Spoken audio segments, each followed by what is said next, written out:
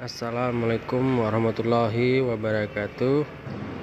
Hari ini kita akan mereview bagaimana cara menggunakan fitur teknologi Honda, yaitu fitur cruise control.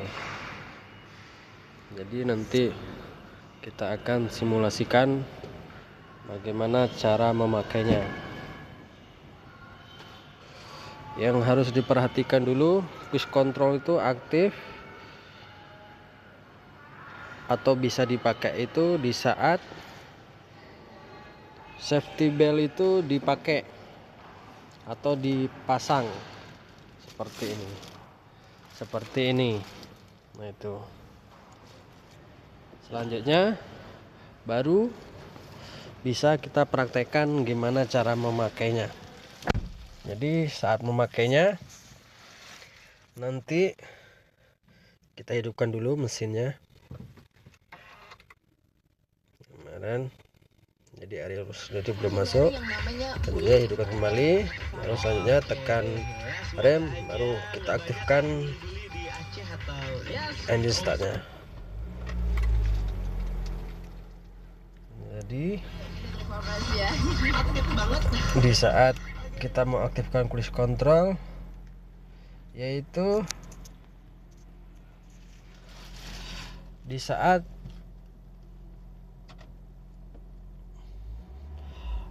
speedometer paling minimal itu 40 meter per jam. Kita bisa lihat.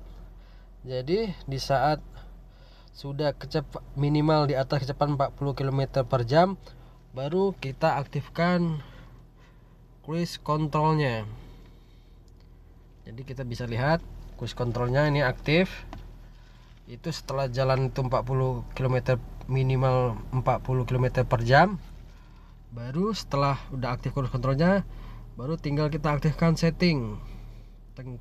Tekan set. Jadi kita tekan. Itu selanjutnya gas kita lepas saja. Itu nanti dengan sendiri jalan sendiri. Dengan tadi yang sudah kita setting 40 km per jam.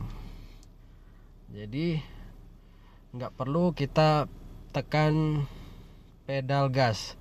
Jadi gasnya itu hanya di setir. Jadi kita tinggal menyesuaikan setir saja. Ini memudahkan kita di saat jalan lurus atau di jalan tol. Jadi kalau tinggal kita mau naikkan ketinggian, tinggal tekan plusnya di sini atau rest sini, bisa kita lihat di depan. Kita tinggal tekan.